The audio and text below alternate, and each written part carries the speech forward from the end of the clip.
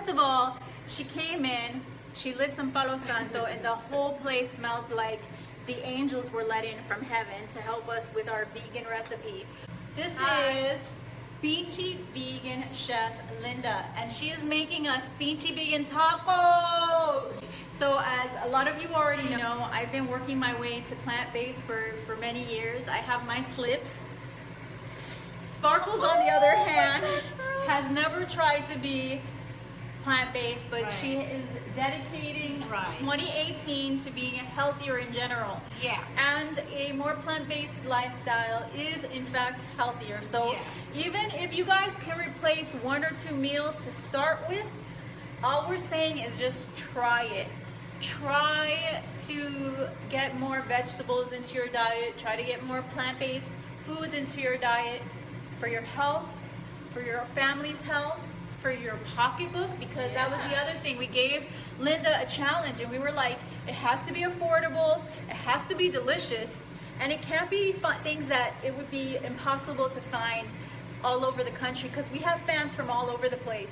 When did you start to become a vegan?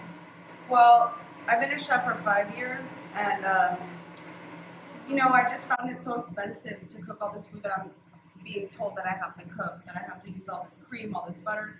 I went to culinary school, so I was classically trained in French cuisine. So that includes butter, that includes cream, that includes meat, pork. It's just so expensive. And I was like, so this is the only way to do it, then I guess I'll be cooking for rich people. And I was like, well, I don't want to do that. So how can I be more creative and get back to my roots? So I started cooking healthier Mexican meals. And then one thing led to the other. I started feeling better. And I started getting more colorful in my food, and I was like, this is way more fun. And unfortunately, my mom passed away 3 years ago from a heart attack, so it made me really want to look closely at my relationship with food as a Chicana, first and foremost, because I feel like there's some stuff we need to deprogram there about ourselves, and to just look at how I can take care of the things we like to eat and enjoy them without having to make ourselves sick or rely on doctors. And it really is that deep for me.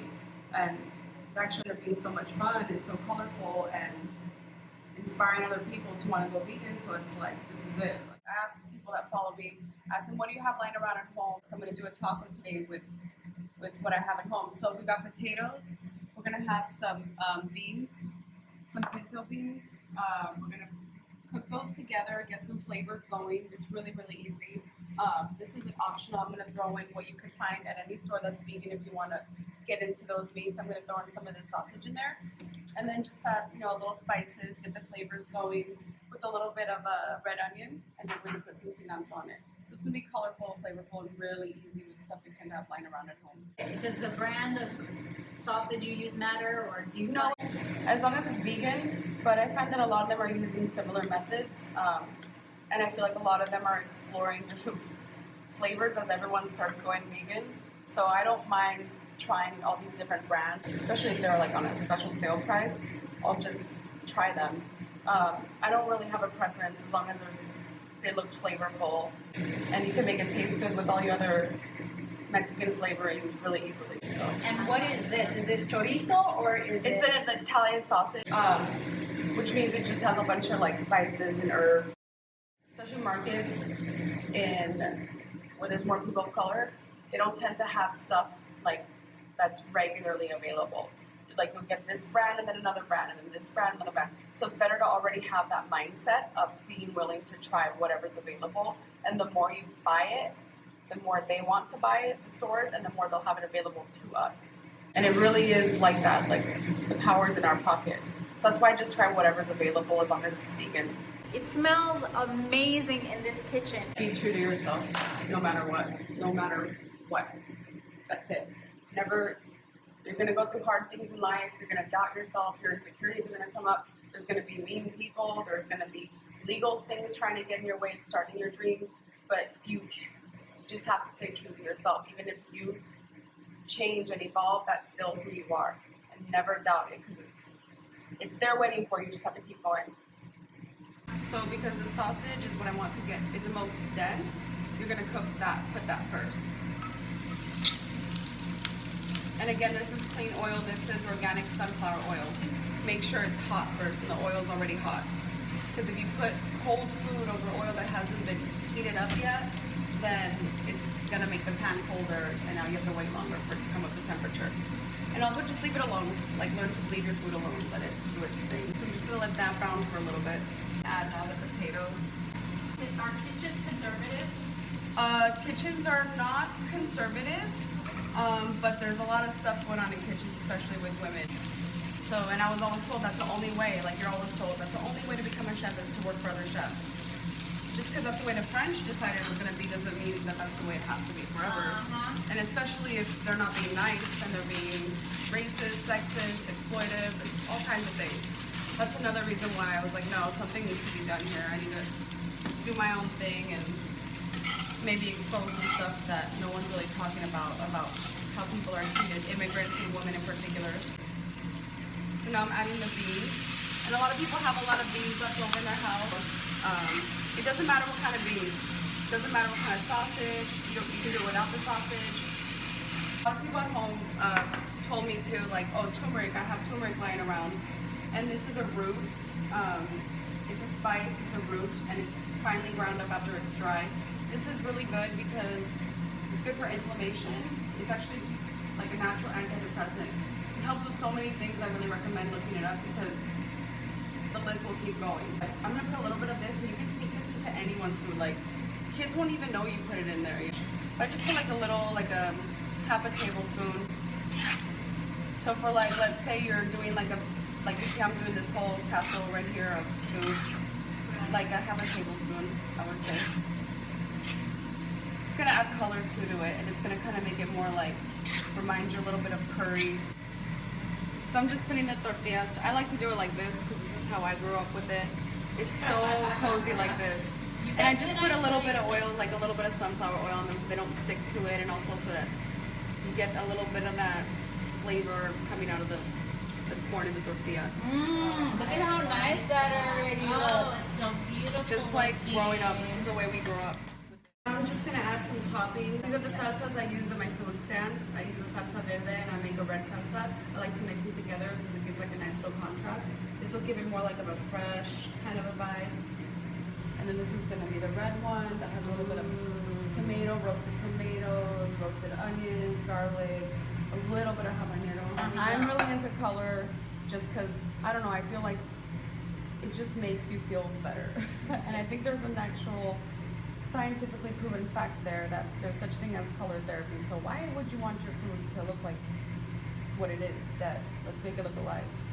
Oh, that sounds delicious. And also, like, you know, it makes people feel like, oh, you care about me. Like, there's color there, and it's like that connection happens again, you know? Like, oh, so you can make food that pairs, and it doesn't have to be a It smells so good. It sure I'm just does. watching in awe because it looks amazing. And I like to add cilantro just because it brings it all together. The flavors, everything.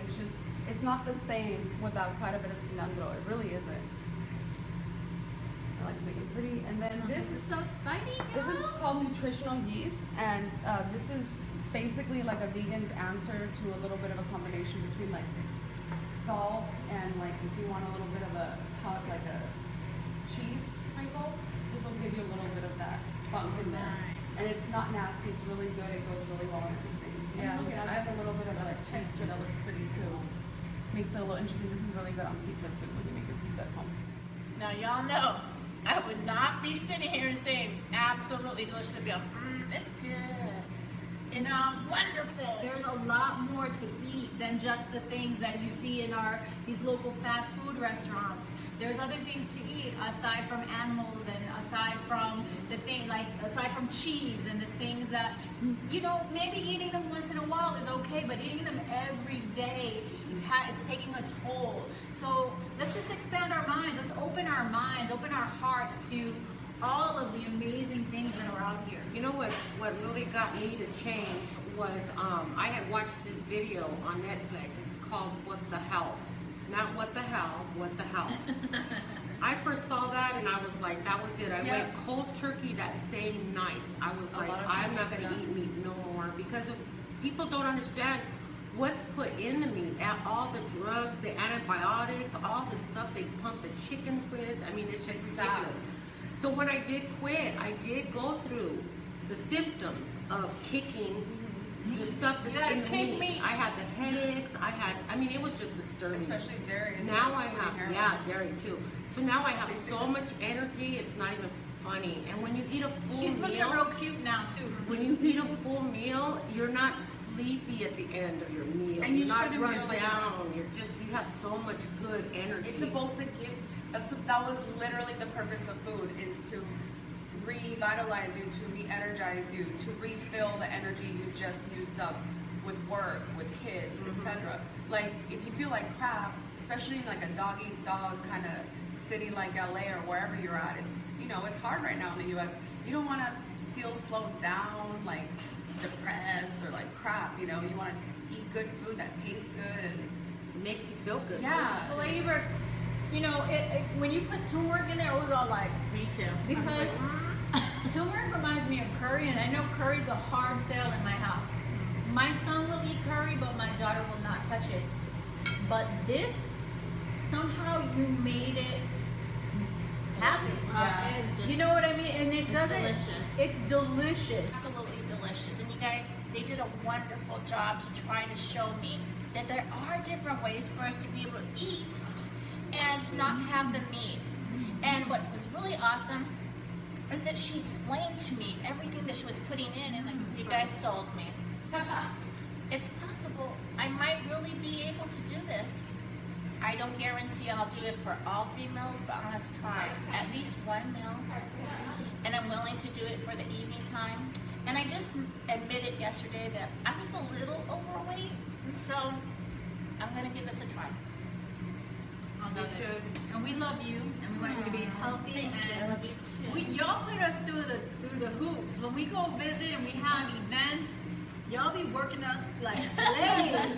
And we want to be there working like slaves. That's I mean, right. we want to be there hugging you all Yeah. and taking photographs and Yes. dancing, because when the music comes on, this thing starts her move. So in a nutshell, all of you out there, it's time that as Latino community is part of our culture, we continue to keep up the culture, because a lot of this stuff was everything that you find inside your Abuelita. inside your closet. She's so young, but she cooks like an abuelita. Yeah. It's amazing. Really I'm a great. senora. Yes. I pride myself on the senora complex. As usual, we're gonna say al Al rato. rato.